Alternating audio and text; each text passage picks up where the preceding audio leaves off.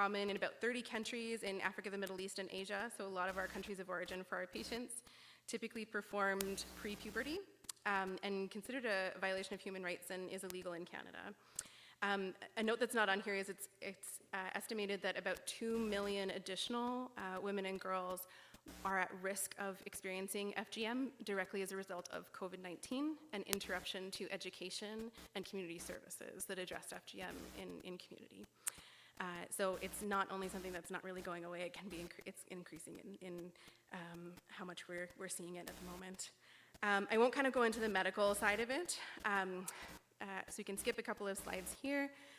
There's a great map coming up in 2 slides that kind of shows distribution of it. When we're talking about our patient population in particular, we do have a large Eritrean and Somali population of refugees locally, and it's up to 98+% of the Somali population in particular, and over 80% of the Eritrean population have experienced cutting. So this is not only something that we see it frequently.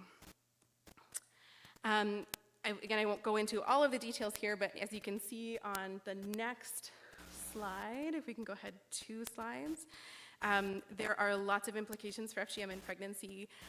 So a lot of prenatal complications, lots of peripartum or during birth complications, postpartum complications, and complications for the neonate, for the newborn. So why is this important in pregnancy? All of the implications in terms of the health of the birthing parent and the child, but also pregnancy, as with the quote here, is a time when the majority of women actually do engage at some stage with healthcare services. So it's a key opportunity to identify FGM, provide information and advice, and address the healthcare needs and assess risks. So this is why it's an important part of all of the prenatal care. To every patient that I see, we ask about previous history of FGM or cutting. Next 2 slides, yeah. This is the map here that shows distribution. You can go ahead. And this is what we just talked, so we can go ahead. And this is just the patient perspective. So this can be a difficult subject for patients to assess and discuss, and it's often not something that is brought up to us. So if it is not something we ask about, it is often not something that is disclosed. And again, as I mentioned, many may be worried that their healthcare provider is not familiar or comfortable with this procedure, with the anatomy, and how to address the specific needs of the patient. And fear about legal ramifications. So again, knowing that this is illegal in Canada, is my body then illegal, and does that affect my access to care? And then may feel that they are breaking cultural rules by speaking out about FGM to an outsider. And so again, by normalizing it as part of their medical care and us bringing up the question and offering suggestions or solutions or advice for how to manage that specifically when it comes to prenatal care, but also beyond, is important. Next up, and this is my last one, so late to care prenatal patients is huge for our, next slide please, is huge for our patient population. So refugees are often arriving in later stages of pregnancy with little to no prenatal care, and this is due to the refugee migration journey. Then there's also the timing of access to care cross-culturally is very, very different. We really pathologize pregnancy and pregnancy care in Canada. It's a medical condition that needs medical help. That's not the case in much of the rest of the world, and so it's very common that I have patients who may have been here for a period of time, years even, who only present for prenatal care very late in the pregnancy. This is not something that our system here is set up to accommodate. So in terms of wait times for specialist care, we are in the beginning of May. For local obstetricians in Kitchener-Waterloo where we are, they are not accepting patients with an earlier due date than the end of December right now.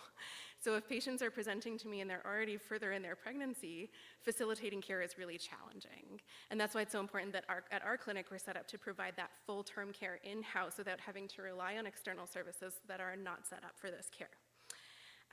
Patients may also then be labeled non-compliant or even medical neglect. So they may get flagged with some of our social systems. They may get flagged going into labor about having not received adequate prenatal care, even though they've been here. And so addressing these cultural norms and differences with our healthcare providers is really significant. And then this can limit access to primary care for the infant. So if mom has limited access to prenatal care, there isn't necessarily a care plan in place for the infant after delivery. So this would be for routine well baby checkups, immunizations, and assessing things like developmental milestones. So next slide, last one I'll talk on here.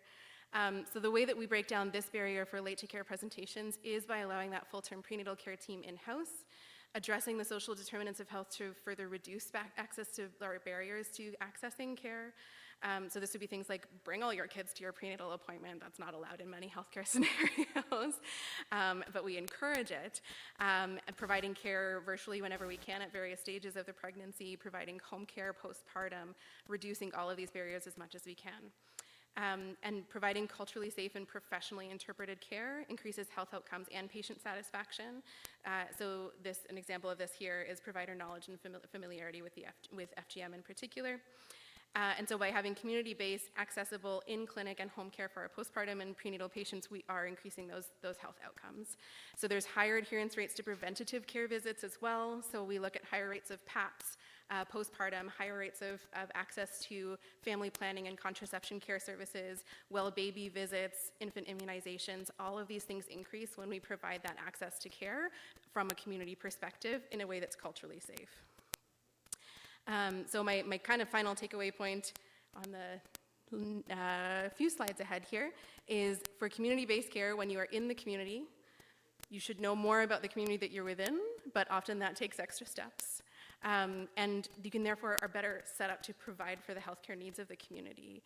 It often requires that upfront investment in time and cost for things like interpretation services, but the return to improve healthcare access, health outcomes, system costs, patient satisfaction, and overall the resettlement journey of refugees is extraordinary. And it's also absolutely the most rewarding area of work. I don't know many healthcare workers who actually, we have high rates of burnout. There's lots of healthcare providers who really struggle going into work, especially post-COVID pandemic. I love going into work every day, and so does the entire clinical team that I work with, because this is an extremely rewarding area of care. So thank you for letting me ramble on, and I'm looking forward to discussions and hearing from some of our other community care partners as well this morning.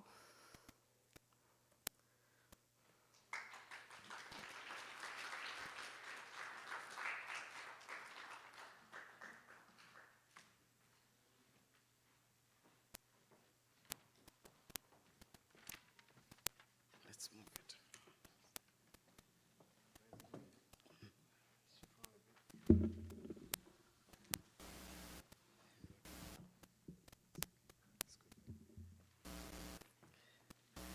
A big round of applause for Sarah.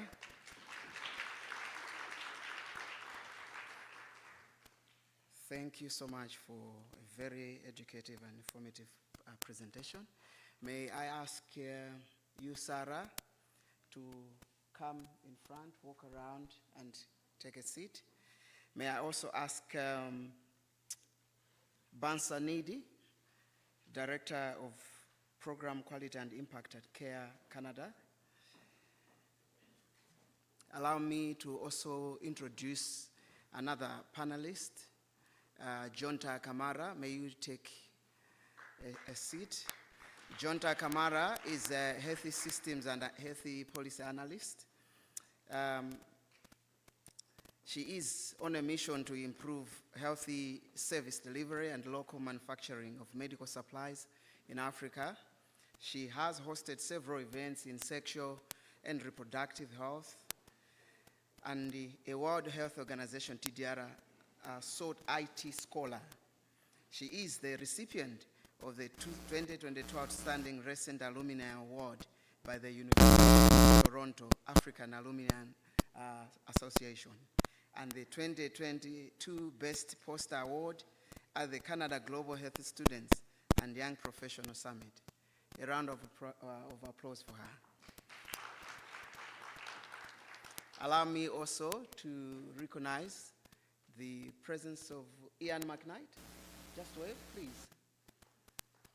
Stand, please. Ian McKnight is the Director of Programs at the Toronto AIDS Foundation, PWA. Is one of the great advocates and influencers in fighting for the rights of the African Caribbean people, the migrants, and he's also one of the pioneers and champions of the LGBTQI community. A round of applause for Ian, please.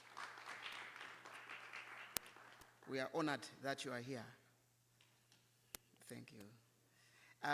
Allow me to introduce one of the panelists. I just want to say a few words about who the person is, in case you don't know who she is. If you have met her before, you attest to what I'm going to say. She is the Director of Programs and Community Services at the 519 Center, Lisa Duplessis.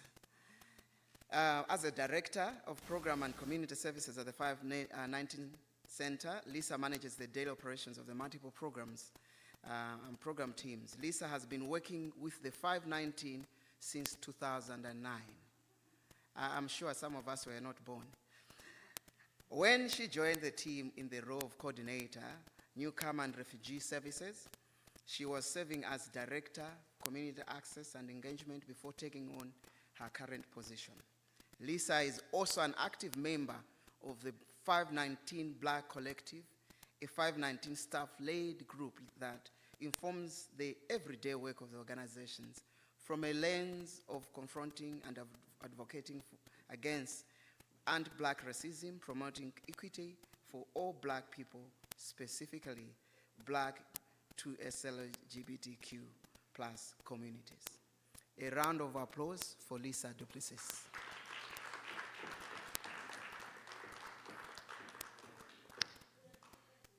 After giving your speech, please walk in front and join the other panelists.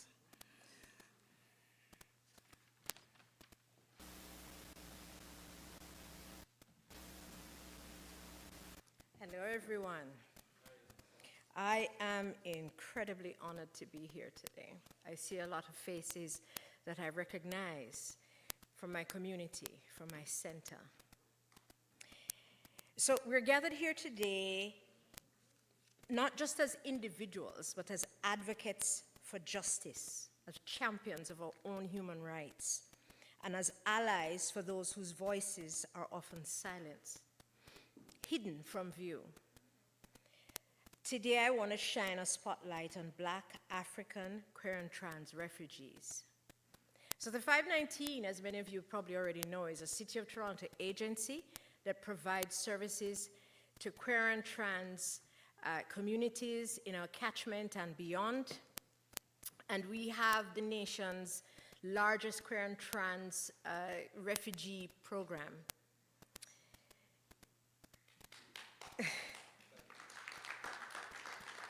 So despite that, I often describe the 519 not just as a city agency, but an agency at the heart of a social justice movement. We're an agency and to some degree representing a staff body with lived experiences like myself. We lead multiple campaigns in which anti-Black racism, homophobia, transphobia, and xenophobia are catalysts to actions of violence and hate. In the mosaic of human diversity, the stories shared by our queer and trans refugee claimants are both poignant and powerful. They're tales of resilience in the face of adversity, of courage in the midst of persecution, and of hope in the shadows of despair. But woven through these narratives is a common thread, the undeniable truth that every human being, regardless of race, gender identity, sexual orientation, immigration status, deserves to live a life of dignity and respect. In the last year, I'd say year and a half, the 519 has welcomed thousands of refugee claimants.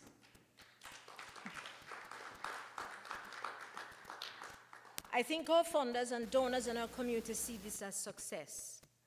It isn't. Why? We actually lack the resources to provide the hug. And I mean that figuratively, we don't touch our clients. The hug is wraparound support systems that each and every claimant deserves when seeking services, on both ends. So the language that's used by IRCC is settlement and immigration. For us, settlement is legal bits. It's applying for work permit, getting all the forms filled, getting people lawyers, doing referrals. Integration is the real heavy lift. It's the supports that's provided ensures our newcomers feel a sense of belonging in their new home. That is Canada. For us at the 519, it has become almost impossible to achieve that without multiple levels of community partnership, including organizations like PWA. The hug. Have you ever tried to hug yourself? Hug yourself. Imagine what that feels like as a welcome. Symbolically, the feeling of being supported so fiercely that you achieve independence, empowered, and settled. That literally takes a village. It takes all of us. It takes communities of care that are pockets of love, expressed in access to gender-affirming healthcare, expressed in access to social capital through community building, like this, expressed in access to housing, to culturally appropriate foods, to employment, or the joys of engaging in your entrepreneurial spirit. The harsh reality faced by many Black African LGBTQ refugees fleeing their homelands in search of safety and freedom is that they often find themselves caught in a web of discrimination and hostility. From the moment they arrive in this foreign land, in this stolen land, they're confronted with barriers. Barriers to employment, to housing, to health care. But perhaps most insidious of the barriers is the barrier to acceptance, the barrier that denies us our fundamental humanity. Yet in the face of such adversity, there is hope. That is our word today, hope. There is hope because of the tireless work of community organizations, grassroots groups, and freedom fighters who serve as beacons of light in the darkness. This support provides not necessarily just shelter and sustenance, but something far more profound. They provide a sense of solidarity and that sense of hope. So how do we advocate for the most marginalized in our communities, our most vulnerable? So I have nothing magical to share, nothing. What I can tell you is that sometimes activism is loud, sometimes it's powerful in its stealth, sometimes